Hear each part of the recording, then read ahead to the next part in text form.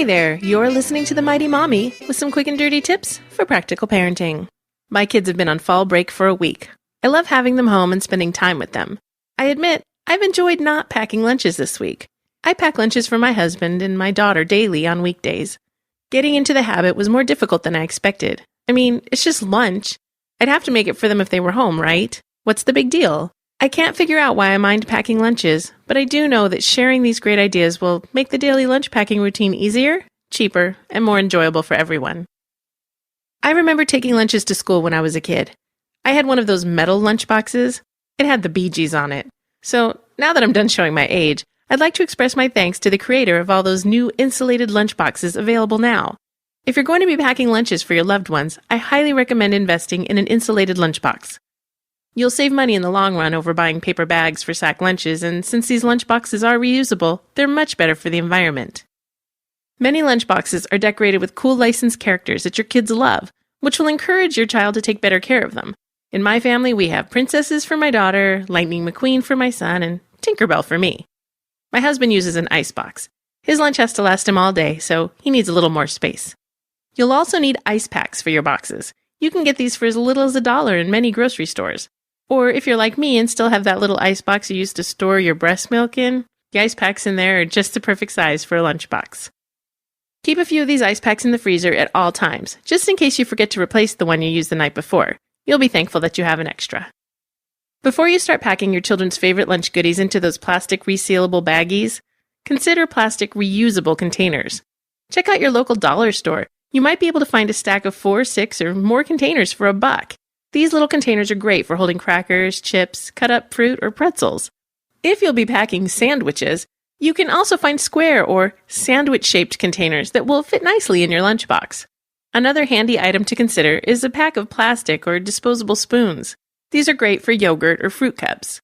Let your children know that they can hold on to them and not to throw them away. Even though they're disposable, you don't have to dispose of them. But if they do get lost, it's not a big deal.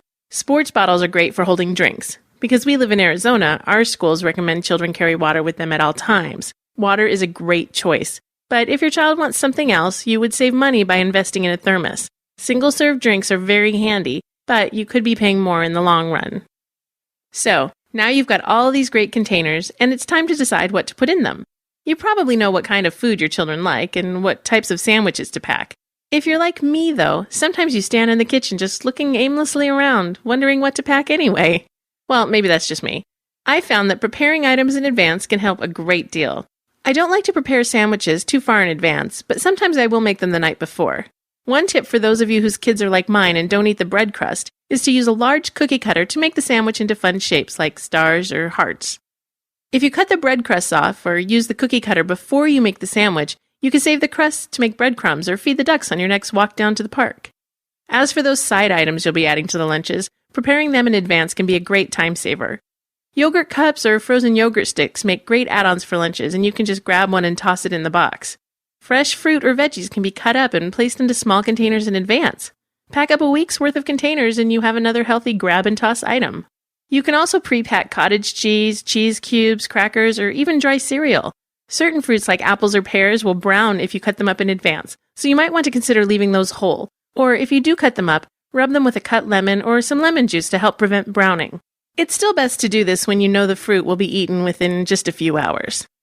Finally, I personally think it's just fine to toss a cookie or two in the box. Everyone likes to find a treat in their lunchbox. If you're packing a good, plentiful, healthy lunch, your child will have more energy to get through the day. My daughter often has a few items left over when she gets home, and she'll finish her lunch up as her afternoon snack. I like knowing that she's had enough food to fill her up.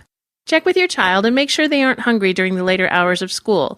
It's harder to focus when you're hungry, and school is definitely not the place to lose focus. Now, if I could just find someone to pack my lunch for me, we'll be all set. If you have your own great lunch packing tips, feel free to leave your suggestions in the comments section for the transcript of this show at the Quick and Dirty Tips website. That's it for now. Thanks for listening. If you'd like to request a topic for the Mighty Mommy, you can email me directly at mommy@quickanddirtytips.com or leave a message by calling 206-202-2185. This is your friend, the Mighty Mommy, wishing you happy and fun parenting.